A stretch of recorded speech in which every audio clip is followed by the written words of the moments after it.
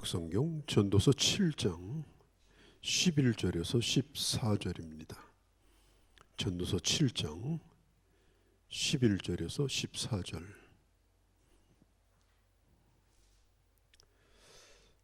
제가 읽겠습니다. 지혜는 유산같이 아름답고 햇빛을 보는 자에게 유익이 된도다. 지혜의 그늘 아래 있음은 돈이 그늘 아래 있음과 같으나 지혜에 관한 지식이 더 유익함은 지혜가 그 지혜 있는 자를 살리기 때문이라. 하나님께서 행하시는 일을 보라. 하나님께서 굽게 하신 것을 누가 능히 곧게 하겠느냐. 형통한 날에는 기뻐하고 곤고한 날에는 되돌아보아라. 이 두 가지를 하나님이 병행하게 하사 사람이 그의 장래일을 능히 헤아려 알지 못하게 하셨느니라. 아멘. 자, 우리 13절을 한 번 더 같이 읽도록 하겠습니다. 13절 시작. 하나님께서 행하시는 일을 보라. 하나님께서 굽게 하시는 것을 누가 능히 곧게 하겠느냐. 하나님은 두 가지 일을 행하신다고 했습니다. 형통한 일과 곤고한 일. 우리는 살면서 이 두 가지 일을 다 경험합니다. 사람도 다 다르죠. 일을 해나가는 방식, 삶을 살아가는 스타일이 사람마다 똑같은 사람이 없어요. 얼굴이 다른 것처럼 다릅니다. 그러면 한 분밖에 안 계신 하나님이 어떤 방식으로 내 삶을 다뤄가시는가? 우리가 하나님과 더불어서 10년, 20년, 30년, 길게는 더 많이 오랜 세월을 지나면서도 내가 믿는 하나님이 어떤 방식으로 내 삶을 지금 인도하시는가? 기본적으로 그것은 우리가 알아야 됩니다. 하나님의 스타일이 어떤 분인지 그것도 모르고 우리가 신앙생활을 한다고 하나님을 상대해서 살고 결국은 하나님의 방식이 아닌 자기 방식으로 신앙생활을 한다고 하면 이게 얼마나 어이없는 일입니까? 하나님에게는 하나님의 방식이 있어요. 하나님의 스타일이 있어요. 왜 그러냐고 물을 건 없습니다. 왜냐? 하나님은 우리의 주권자십니다. 우리와 상의해가지고 뭘 하시는 분이 아니에요. 하나님의 주권대로 하시기 때문에 중요한 것은 우리가 유심히 그걸 봐야 돼요. 우리가 회사에서도 마찬가지고 어느 단체에서도 내가 모시는 그분이 어떤 방식으로 일하는가, 뭘 좋아하시고 뭘 싫어하는가 아주 유심히 그걸 살펴서 그것에 맞도록 일하지 않고 끝까지 제멋대로 일을 하고 회사 생활하고 이렇게 하면 그거 견디지 못합니다. 또 그 윗사람의 마음에 드는 건 더 어려운 일이고요. 그래서 오늘 이 말씀이 이게 대단히 중요한 겁니다. 하나님은 어떤 방법으로 내 삶을 인도하시는가? 13절 끝에 보면 하나님이 굽게 하신 것을 누가 곧게 하겠느냐? 하나님은 어떤 일을 하려고 하실 때 하나님이 정해 놓은 것을 하나님 스스로가 바꾸기 전까지는 바꾸지 않습니다. 하나님이 정해 놓으신 내 인생을 이끌어가는 방식을 하나님 스스로가 변경해 주시기 전까지는 내가 이래라 저래라 그렇게 한다고 해서 그게 되는 일이 아닙니다. 하나님이 펴놓은 것을 내가 굽히려고 한다든지 하나님이 굽혀놓은 것을 내가 펼 자가 없습니다. 하나님은 우리를 향하신 하나님의 계획이 다 있습니다. 사람이 바꿀 수 있는 영역이 아닙니다. 하나님은 하나님이 세운 계획대로 내 삶을 주장하시는 겁니다. 누가 와서 펴라고 천만인이 와가지고 펴려고 해도 안 펴집니다. 하나님 뜻대로 되는 것입니다. 하나님이 해주셔야 하는 것입니다. 중요한 것은 뭐냐면 그 하나님의 뜻을 깨닫는 것. 하나님이 지금 내 삶을 어떻게 인도하시는가 하는 걸 지혜롭게 보면서 내가 분별해서 지금 오늘 상황에서 하나님이 기뻐하는 길이 무엇인가를 깊이 생각하고 고민하며 사는 것. 그게 대단히 중요합니다. 한 사람 속에도 사계절이 있고요. 한 사람 속에도 수많은 변화가 있습니다. 시편 23편을 예를 들어 보면 어떤 때는 하나님이 푸른 초장과 풀밭으로 우리를 인도하시기도 합니다. 그러나 어떤 때는 사망의 음침한 골짜기를 지나게 하시기도 하십니다. 어떤 때는 내 앞에 원수가 나타나기도 하십니다. 어떤 때는 그 원수 앞에서 내게 잔치를 벌여주시고 머리에 기름을 붓게도 하십니다. 일생 살아가는 동안에 하나님은 이것들을 섞어서 펼 수도 없고 접을 수도 없는 하나님의 주권 속에서 우리 인생을 만들어 가시는 것입니다. 내 인생은 내 것이라고 어떤 유행가는 있더만요. 결국 그렇지 않습니다. 내 인생이 내 것입니까? 그래서 내 마음대로 됐습니까? 내가 계획한 대로 지금 와서 지금 이 자리에 앉아 있는 겁니까? 그렇지 않습니다. 또 한 가지는 하나님이 어떻게 될지 모르는 우리의 인생을 미리 보여주지 않는다는 사실입니다. 오늘 내가 어떤 상황에 있든지 내가 지금 힘든 상황에 있다 하더라도 그 힘든 상황은 영원한 것이 아니에요. 또 변할 수 있어요. 오늘 아무리 내가 좋은 상황을 맞고 있다 하더라도 그게 영원한 게 아니에요. 언제 또 뒤집힐지 몰라요. 중요한 것은 내 인생을 내가 다 모르고 가기 때문에 내가 살아가는 방법은 내 인생의 주인 되신 주님 앞에 맡기고 사는 겁니다. 시편 37편에 보면은 5절 6절에 여호와께 맡기라. 너 자신을 맡기라. 내 일을 빛같이 나타내며 공의를 정오의 빛같이 하시리라 그랬습니다. 내가 할 수 없는 것을 하나님 앞에 맡겨야 되는 거예요. 하나님을 의지하는 겁니다.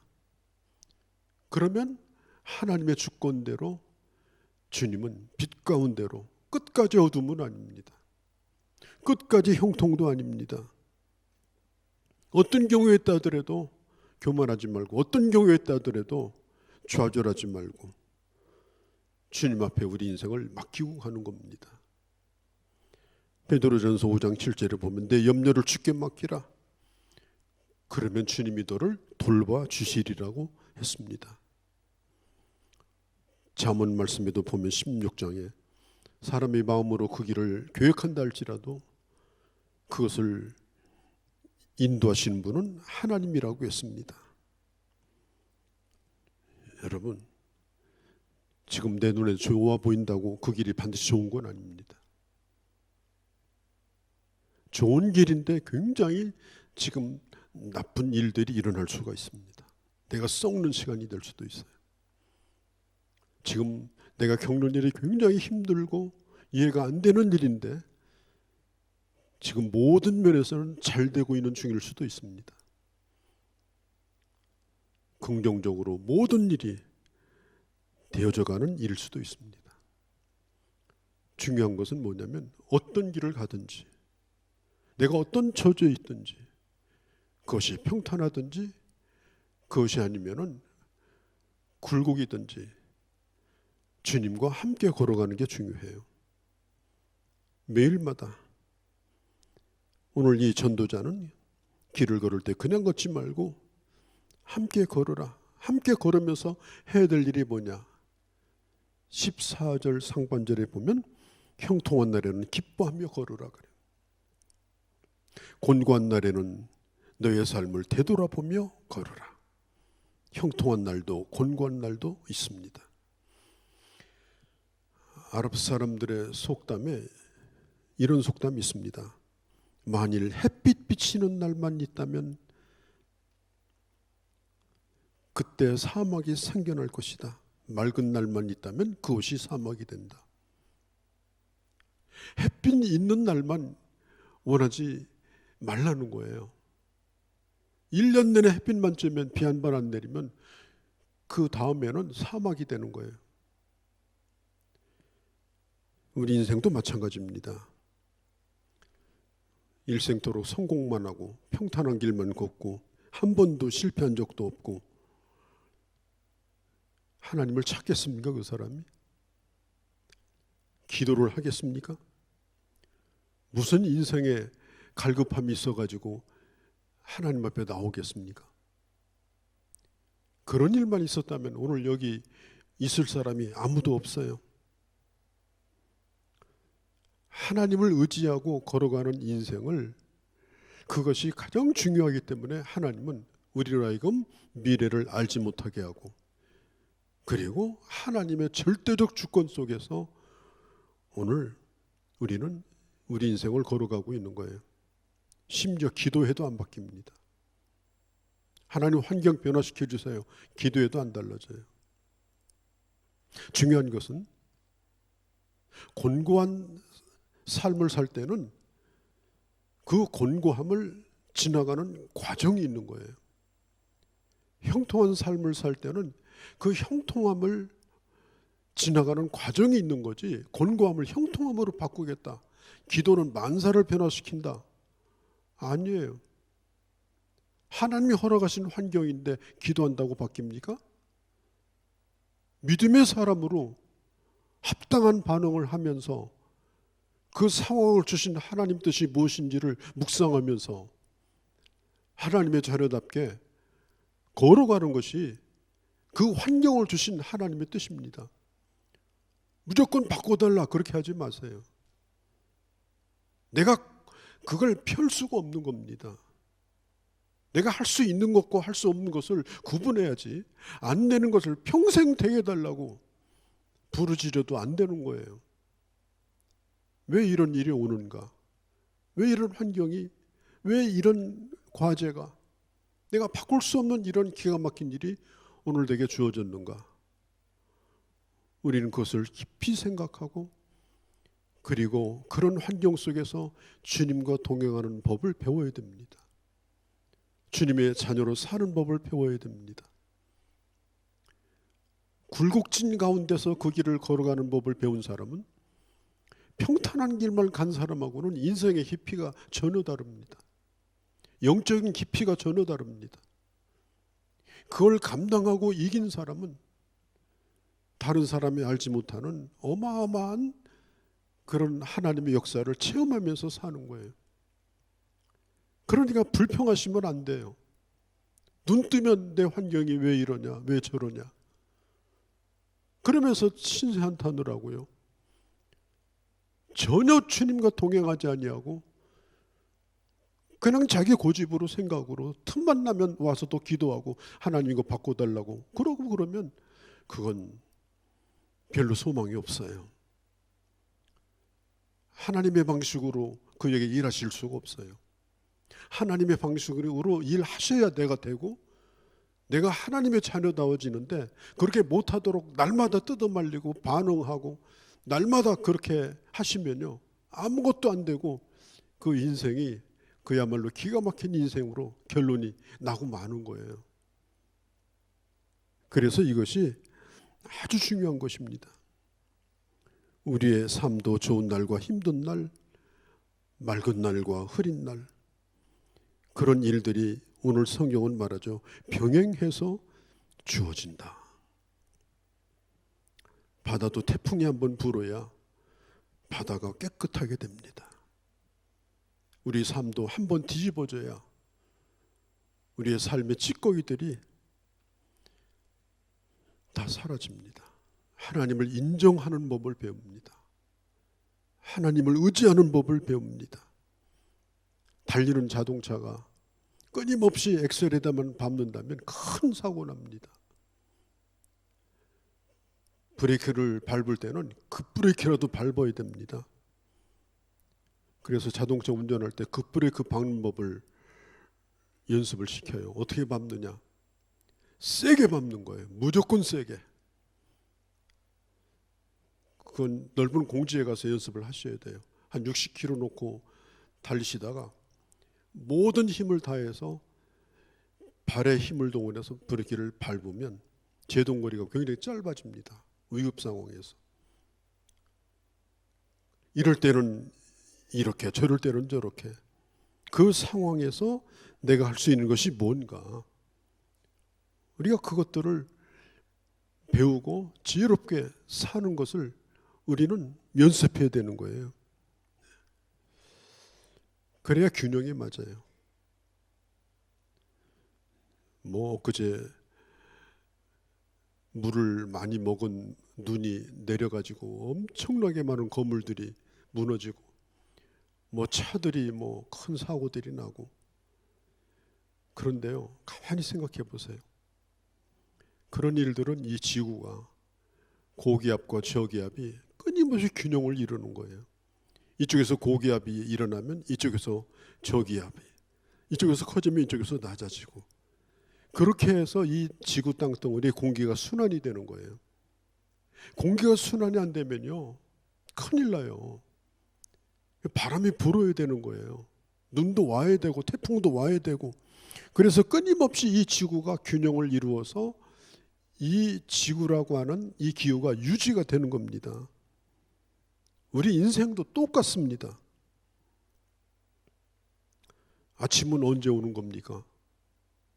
아침이 오기 위해서는 밤이 있어야 되는 거예요. 겨울이 오려면 반드시 가을이 있어야 되는 거예요. 그것이 없이는 아침을 맞을 수가 없습니다. 하나님의 정하실 때 비가 오면 비를 맞고서 걸어가셔야 돼요. 왜 이 비가 오느냐? 그러고 원망하면 안 돼요.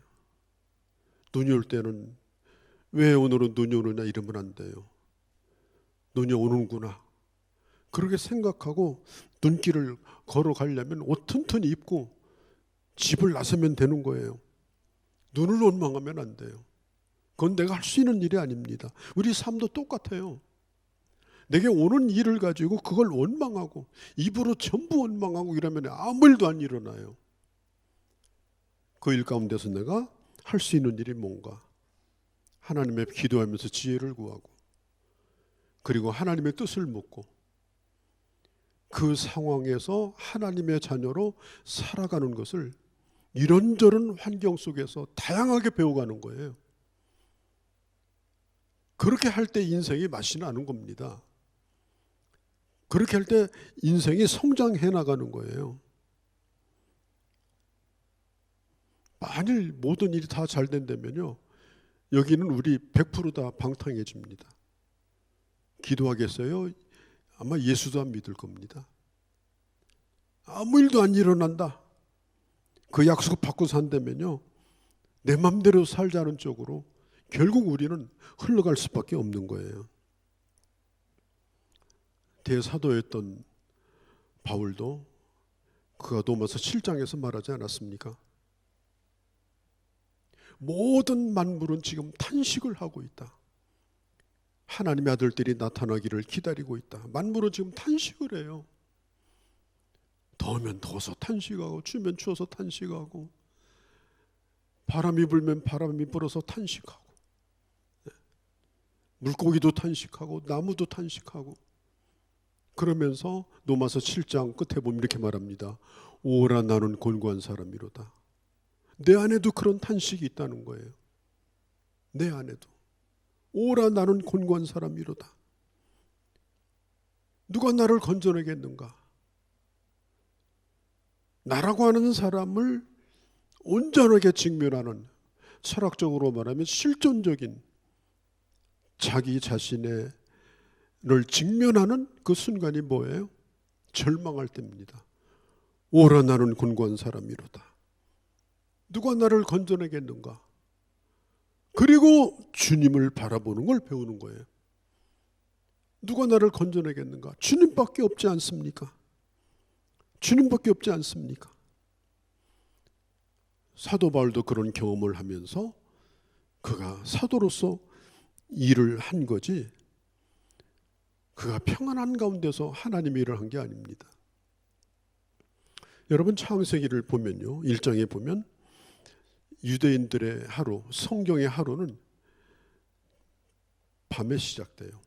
해질 때 하루가 시작됩니다. 그리고 그 다음날 해 질 때까지가 하루예요. 저녁에 해가 질 때부터 하루. 유대인들은 딱 해가 지면 그때가 하루 시작이에요. 그 다음에 밤이 지나고 아침이 나중이에요. 우리는 아침을 하루 시작이라고 말하잖아요. 유대인들은 그렇지 않아요. 밤이 먼저고 아침이 밤 이후에 일어나는 일이에요. 캄캄한 고난의 때를 겪지 않고서 아침을 맞을 수 없다. 성경이 그걸 보여주는 겁니다. 무엇이 먼저냐? 어둠이 먼저다. 그 다음에 어둠이 거치면 아침이다. 인생의 출발도 밤으로부터 시작된다. 그러나 밤이 점점 깊어지다가 결국은 우리가 하나님을 만난 거 아니겠습니까? 우리 인생이 평안했으면 주님 만나겠어요? 그 캄캄한 가운데서 빛 대신 주님을 우리가 만나고, 우리가 주님의 자녀로 거듭나고, 우리가 하나님 앞에 여기까지 온 거 아니겠습니까? 그렇게 가다가 마지막 날 우리가 영원한 하나님 나라의 그 찬란한 빛 가운데로 나아가는 것이 우리 인생이 아니겠습니까? 다윗은 형제들이 7인데 사무엘이 왕의 기름을 부으려고 집에 찾아왔는데 형들도 다윗을 찾지 않았고 아버지도 다윗을 찾지 않았습니다. 형들도 많았는데 그 막내를 목동으로 삼고 멀리 내보냈습니다. 존재감이라고 하는 건 눈 씻고 볼래도 없는 그런 비참한 인생을 다윗은 살았습니다. 그 홀로 있는 들판에서 누가 알아줍니까? 누가 그의 이름을 불러줍니까? 그런데 하나님께서 그를 부르셨습니다. 그래서 왕의 총애를 받는 듯 싶었더니 또 그 왕에게 미움을 받아서 10몇 년 동안을 망명생활을 또 합니다. 어둠이 왔다가 빛이 오고, 빛이 오는 듯 했더니 또 어둠이 옵니다. 그 어둠의 때를 지나고 나서 그가 드디어 사울 왕이 죽은 다음에 이스라엘의 왕이 됩니다. 우리 인생도 마찬가지입니다. 우리가 경험상 한번 생각해 보세요. 여러분들이 하나님하고 언제 제일 가까워졌어요? 솔직히 얘기합시다. 천국이 언제 제일 가까워졌어요? 내가 이대로 죽을 줄 모른다고 하는 절박한 상황에 놓여 있을 때 천국이 눈앞에 있었죠. 이제 살만하니까 현실이 더 커졌죠. 언제 우리 영혼이 다시 일어날 수 있었어요? 날개 달고 끊임없이 잘 될 때 아니올시다. 밑바닥까지 내려갔을 때 그때 비로소 내 영혼이 다시 하나님을 향해서 나아가는 경험을 우리는 이미 많이 해왔어요. 밤이 되면 아침이 온다는 걸 우리는 이미 많이 경험을 했습니다. 그런 가운데서 우리 믿음이 되고 하나님의 사람이 된 거예요. 우리가 학교 공부할 때 배웠습니다마는 여러분, 식물이 언제 자랍니까? 햇빛이 쨍쨍 쪼이고 이파리가 시퍼렇고 아름다운 꽃을 필 때 자랍니까? 아닙니다. 식물은 밤에 자랍니다. 캄캄한 밤에. 그러면 사람은 언제 자랍니까? 아이들도 성장판이 열려서 키가 자랄 때는 잠잘 때 자랍니다. 돌아다닐 때 자라는 게 아니에요. 돌아다니면 무게 자체 때문에 자라지 않습니다. 그래서 충분히 잠을 자고 그러면 그때 이 성장판이 쭉 늘어나가지고 계속 밤마다 자라는 거예요. 우리 신앙도 마찬가지입니다. 뭐 대단히 활동하고 뭐 사람들에게 인정받고 뭔가 하는 것 같고 그럴 때 자라는 줄 아세요? 아니에요. 내가 캄캄한 밤을 지나고 있을 때, 아무것도 보이지 않는다고 생각할 때, 바닥을 쳤다고 생각할 때, 그때 내 신앙이 기적적으로 살아납니다. 상상할 수 없는 성장을 하나님이 우리에게 주십니다. 그때가 우리 인생의 전환점이 되는 때예요. 그렇기 때문에 하나님이 주신 어느 때든지 우리는 원망할 수가 없는 겁니다. 하나님의 자녀답게 반응하는 거예요. 하나님의 자녀답게 거기서 사는 거예요. 그거 하지 못하면 하나님이 일하는 방식을 끝까지 이해 못하고 그냥 방황하다가 헛고생하고 인생 끝나는 거예요. 빨리 이걸 깨달으셔야 돼요. 제발 힘든 일 있다고 일희일비하면서 함부로 말하고 원망하고 그거 허송세월하는 거예요. 그렇게 하라고 하나님이 그런 때를 주신 게 아닙니다. 그렇게 할수록 그 때가 더 길어지는 거예요. 다시 일어나려면, 다시 상황이 전환이 되려고 하면 하나님의 자녀답게 반응하셔야 됩니다. 자, 오늘 여기 보니까 형통한 날에는 기뻐하고 곤고한 날에는 생각하라. 형통한 날, 이 히브리 말로 좋았다 그런 뜻이에요. 참 좋았다, 선하다, 아름답다. 우리 인생에도 그런 날이 있습니다. 꽃이 피는 계절이 있습니다. 모든 게 잘 되는 계절이 있습니다. 이리 굴러도 성공, 저리 굴러도 성공. 그냥 마냥 좋은 그런 날이 있어요. 그럴 때 우리는 기뻐해라 그래. 감사해라. 그 기간이 짧다 하더라도, 내가 10달 고생하고 한 주간 기쁜 날을 주시더라도 하나님, 그 한 주간만은 마음껏 기뻐하셔야 돼요. 하나님, 내 인생에 이런 좋은 날도 오는군요. 언제까지일지 몰라도 나는 마음껏 주님 앞에 감사합니다. 그 반응을 하는 게 중요한 거예요. 내 영혼까지 기뻐해야 돼요. 내 감정도 기뻐해야 돼요. 하나님 앞에 그런 적극적인 반응을 하라고 하나님께서 주신 거예요. 그런 날을 주셨더니 앉아가지고 이거 뺏기면 어떡할까 그런 걱정하고요. 뭐 경험상 뭐 이런 날이 뭐 길어질까 괜히 기뻐하지도 않고 노심초사하고 말이죠. 기뻐해야 될 그 시간에 그렇게 하면 어떻게 되겠어요? 오늘 아침에 날씨가 굉장히 추웠는데 오늘 우리가 예배 자리에 나온 게 얼마나 기쁜 일이에요. 가만히 생각해 보세요. 우리가 오늘 예배 드리러 여기에 온 이 순간이 얼마나 기쁜 일이냐고요.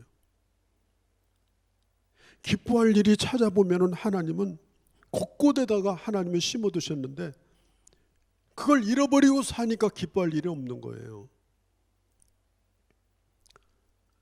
성경은 말하잖아요. 먹고 마시는 일로 낙을 누리는 것도 하나님이 원하시는 바라고. 우리가 음식 한 그릇 먹어도 그냥 마음이 흡족해가지고 하나님 감사합니다.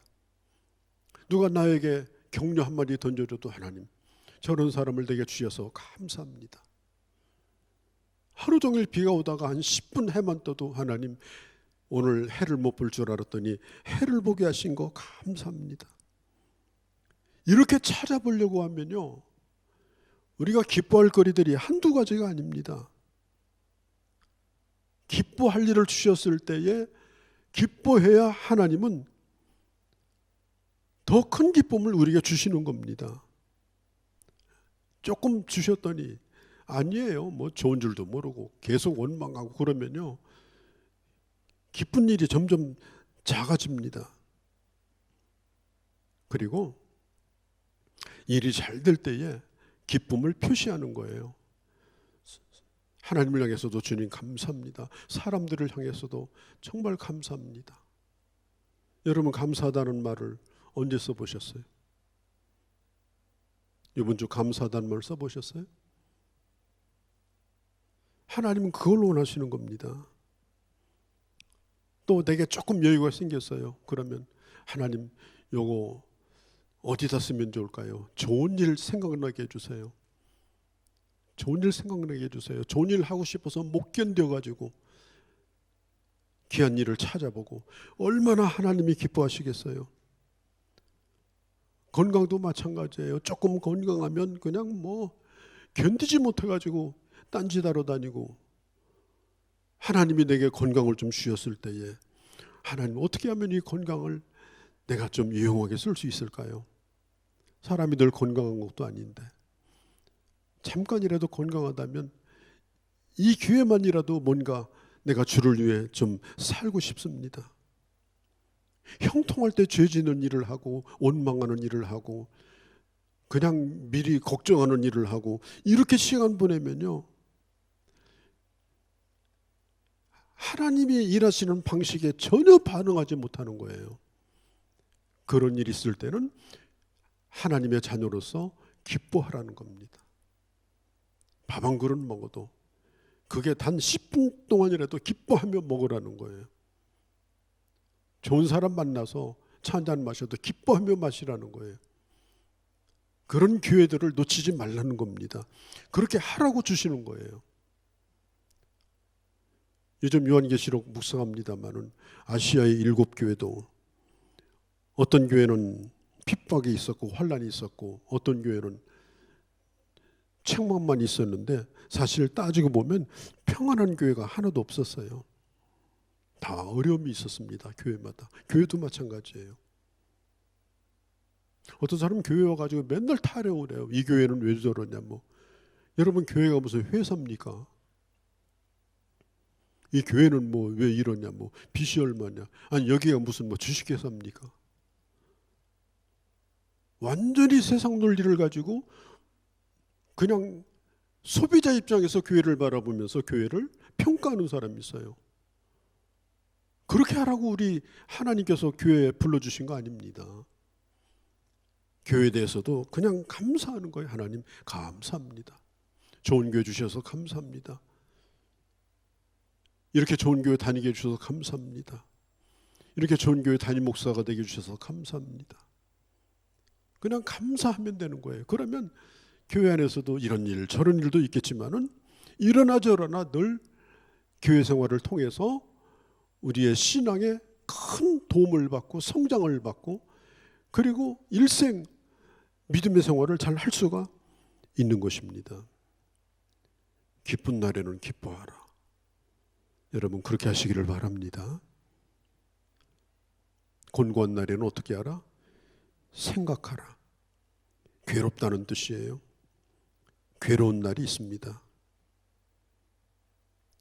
영어 성경에는 컨시러라고 했는데 이게 뭐냐면 심사숙고라는 거예요. 우리가 힘든 일이 있으면 마음에 깊이 생각을 해야 됩니다. 이렇게 본능적으로 반응하면 안 돼요. 누가 내 발을 밟았다. 누구야? 그러고 눈물아리고 이러면 안 돼요. 그분이 하나님일 수가 있는 거예요. 그럴 때는 깊이 생각하고 이것은 내게 저주가 아니고 주님이 나를 연단시키는 거다. 회개할 일이 있으면 또 회개하고 회개할 일도 없는데 이런 일이 왔다면 그렇다면 부당하다고 생각하지 말고 하나님이 나를 연단시킨다. 하나님이 지금 나를 훈련시키고 있다. 좀 넓게 생각하고 그 상황들을 받아들이는 거예요. 그러면 그런 상황 가운데서도 하나님의 사람다워지는 거예요. 한번 생각해 보십시다. 다윗이 10여 년 동안 망명생활을 했는데 그 10여 년 동안이 불행했습니까?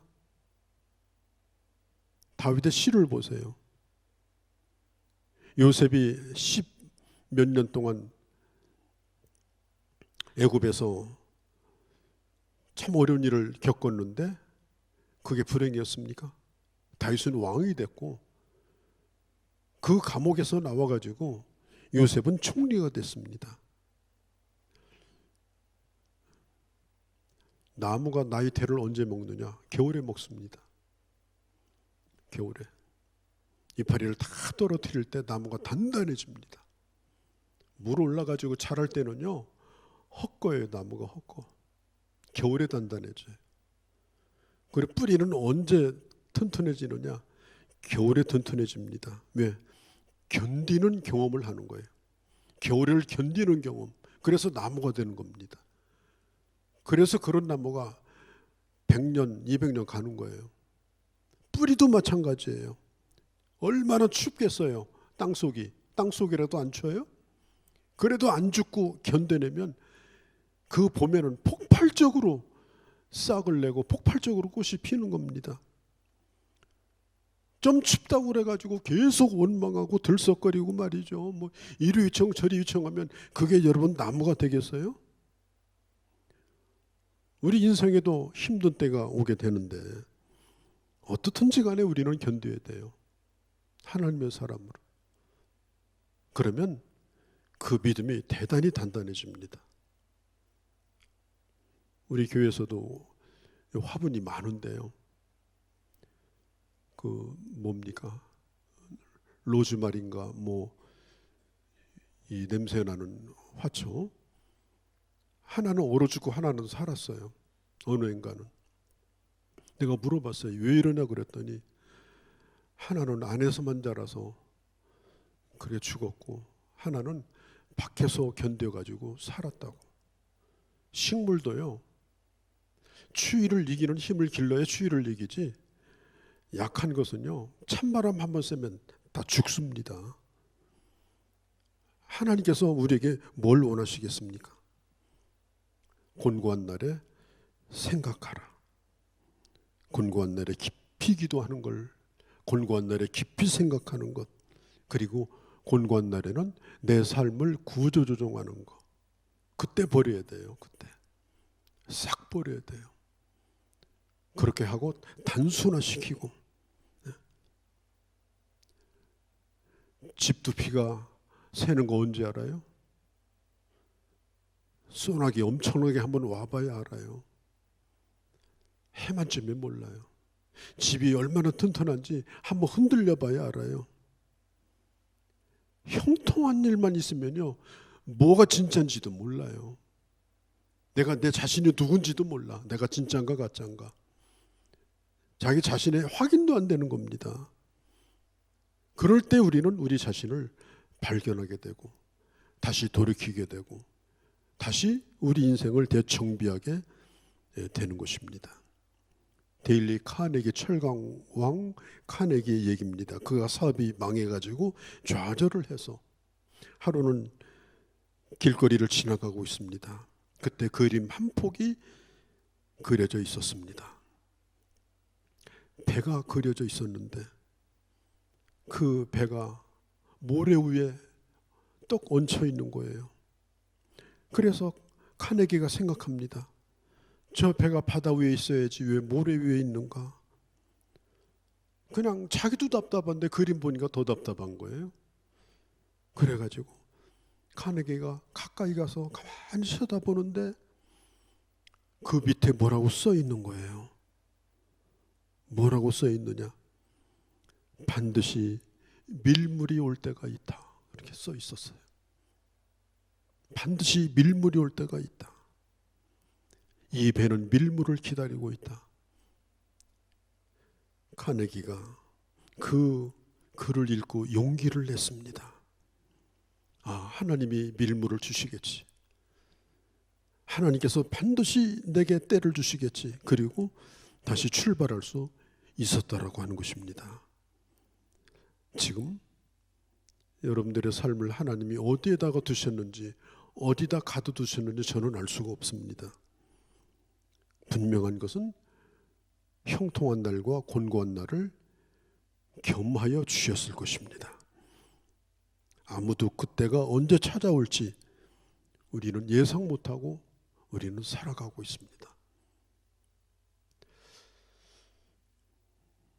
곤고할 때 그리고 형통할 때 어느 때든지 주님과 동행하시기를 바랍니다.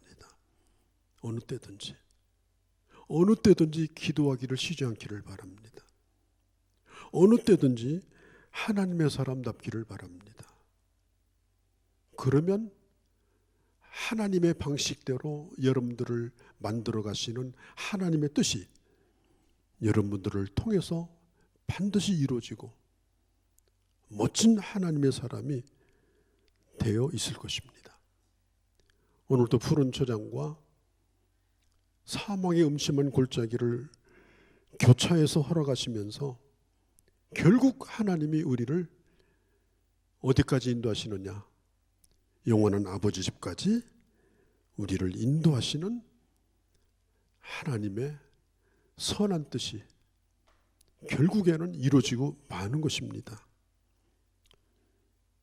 어떤 길을 걷든지 주님과 더 가까이 하고 그리고 어떤 경우에서도 주님의 사람 더 다워지는 그런 하나님의 사람으로 살아가는 귀한 주의 자녀들이 되어주시기를 바랍니다. 거룩하신 우리 아버지,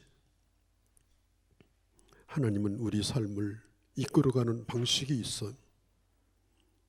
내 방식대로 되지 않는다고 얼마나 굽은 걸 펴려고 펴진 것을 굽게 해보려고 하나님과 싸우다가 인생 여기까지 왔다면 결국은 무엇이 남겠습니까? 아버지, 하나님의 주권을 인정하고 하나님이 어떤 일을 하시든지 그곳에서 하나님의 사람답게 사는 법을 배우고 그래서 그 일을 주신 하나님의 뜻이 내게 이루어져서 참으로 아름다운 멋진 하나님의 사람으로 결국은 주님을 배울 수 있는 그런 주의 자녀들이 다 되게 하여 주시옵소서. 우리 주 예수님의 이름으로 기도하옵나이다. 아멘.